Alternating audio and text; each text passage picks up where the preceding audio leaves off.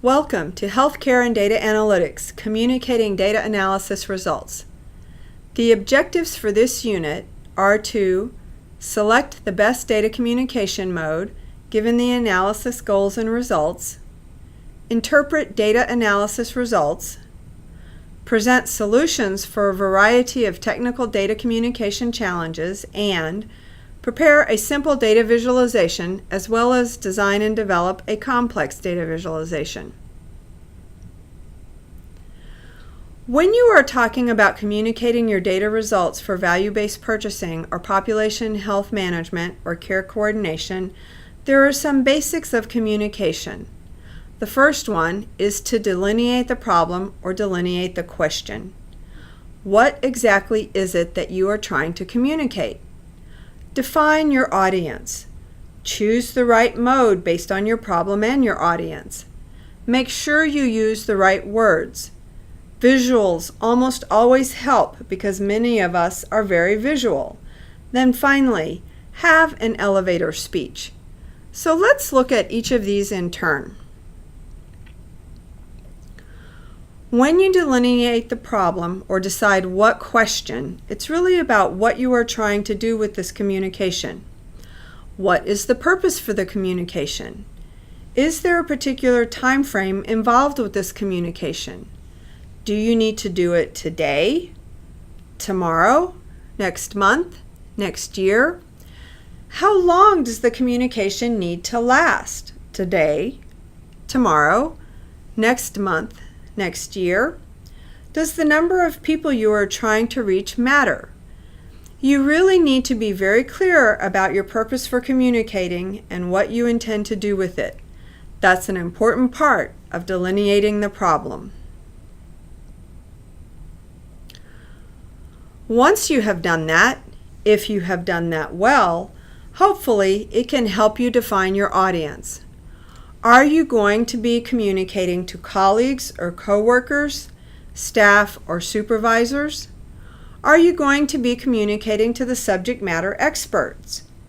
If that's the case, you will approach it differently. Are you going to be communicating to scientists in other fields? Again, that might change how you communicate. Possibly you are being interviewed by a journalist, or you are trying to make a case for particular policymakers. It could be others. You could be doing a presentation to a room full of school children. The audience you are trying to communicate to is very important.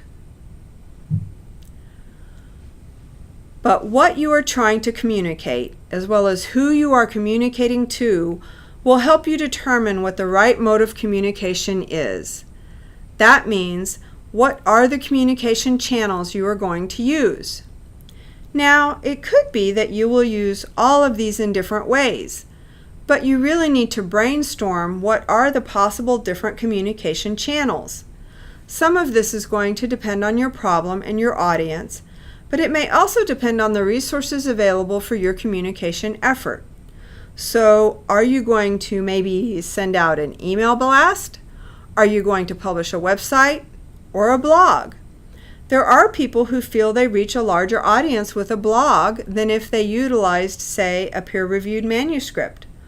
All of these channels, and probably more that you can think of, are available if you're trying to communicate your data results. Then, it's very important again to choose the right words for your audience.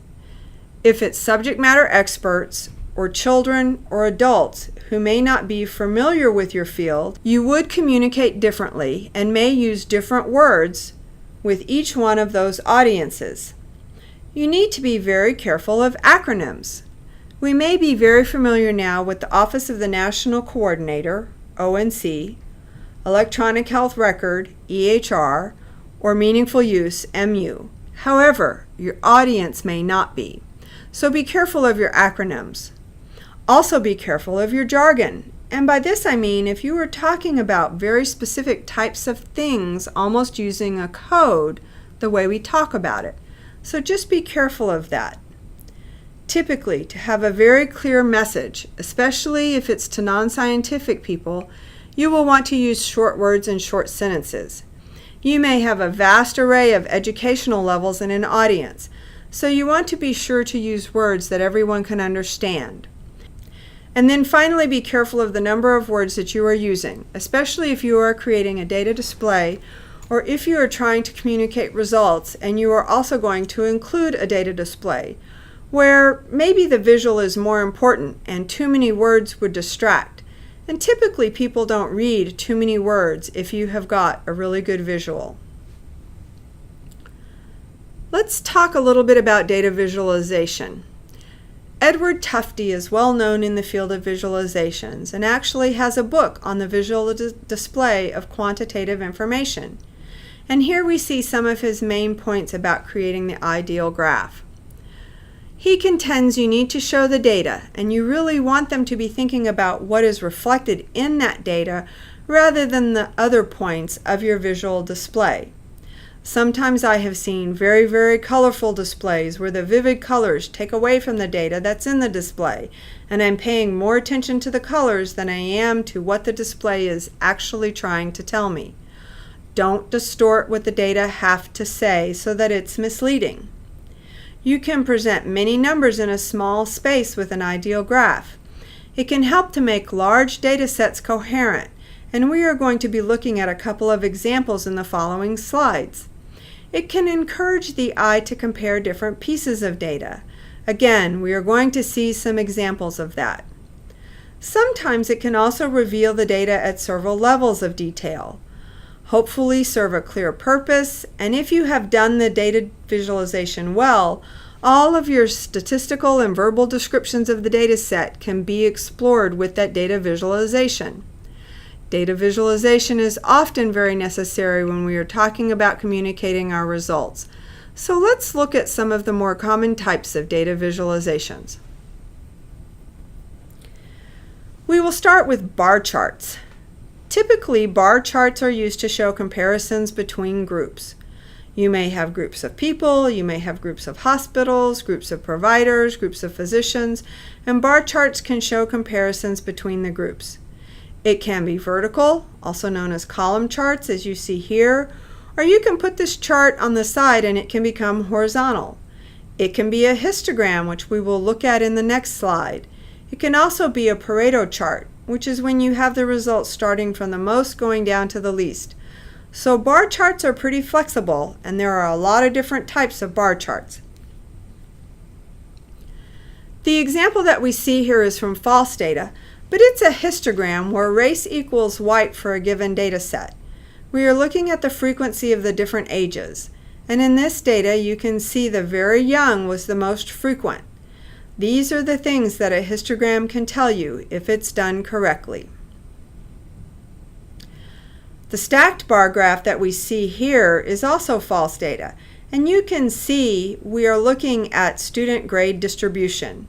So stacked bar graphs are nice, and we will see another example of this.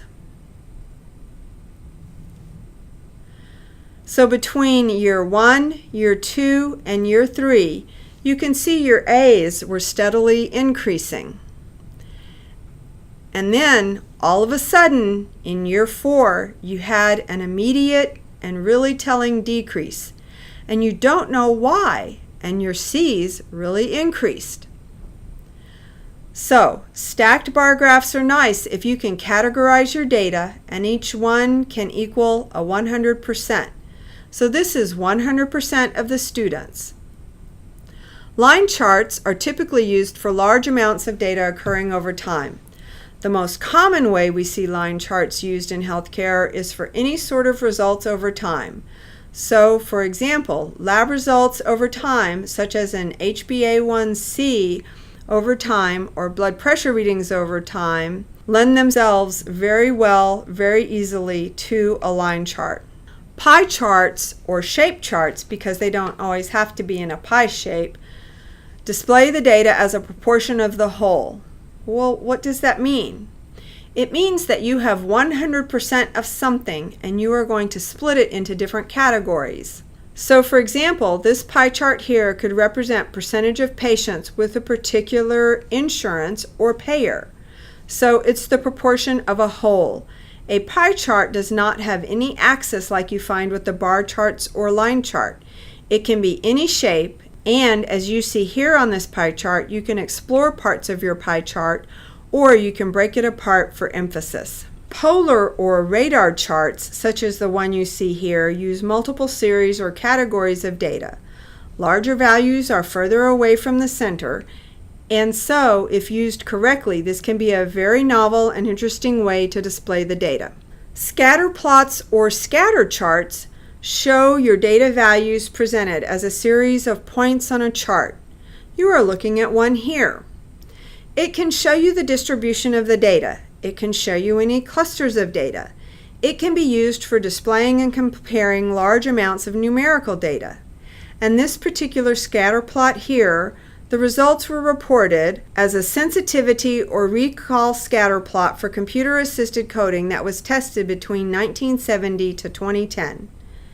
The intent was hopefully that you would see over time the sensitivity or recall improved. And instead, what you see is still over here in 2010, you have sensitivity and recall that is 30%. You do have it also up here in the higher regions, but not all of the study reported a very high sensitivity or recall. There was no clear discernible movement in terms of the sensitivity or recall in the data. Scatter plots are really great to see what's going on if you have very large amounts of data. Let's take a look at display in action. In this instance here, these are some meaningful use EHR results from a publicly available report. And what we see here is they used both the pie chart and they used the stacked bar chart. In the stacked bar chart, we see by physician age the EHR status. You can see clearly if the physician was 40 and under, 72% currently used an EHR. Another 19% plan to implement it, versus age 61, where only 46% currently used an EHR. 25% plan to implement, but 29%, more than a quarter, did not plan to implement an EHR. So you can see clearly comparing across the different age groups. And then for the pie chart, you can see whether or not the physician qualified for the EHR incentive payments. This totals 100. And you see 42% do not even know. For practice creating visualizations, you can go to Component 24, Unit 2 for more basic visualization practice, and go to Component 24, Unit 10 for more complex visualization practice. Of that list of communication basics, the last step was elevator speech. And the elevator speech is so named because can you tell the story in the time it takes to ride the elevator? Often, this is all of the time you may get to tell someone your message and tell them why it's important to them. So typically, when you are trying to do an elevator speech, you want to make sure that you have no more than 3 main points, because to go longer would be longer than the elevator ride, and it also becomes very difficult for them to remember. You want to make it very meaningful, again, so they remember it and it sticks with them. And as before, you want to make it easy to understand. So no complex topics, no real complex words, certainly no jargon or acronyms that they might know. It needs to be easy to understand. You should always have an elevator speech if you are trying to communicate an idea multiple times. This concludes Component 24, Healthcare and Data Analytics, Unit 4, Communicating Data Analysis Results. To summarize, effective data communication requires thought and planning. It is not equal for all audiences, so you must know the audience you are communicating with. The visual presentation can be very important, but also more difficult. And it always helps to have an elevator speech or a short description summarizing your communication.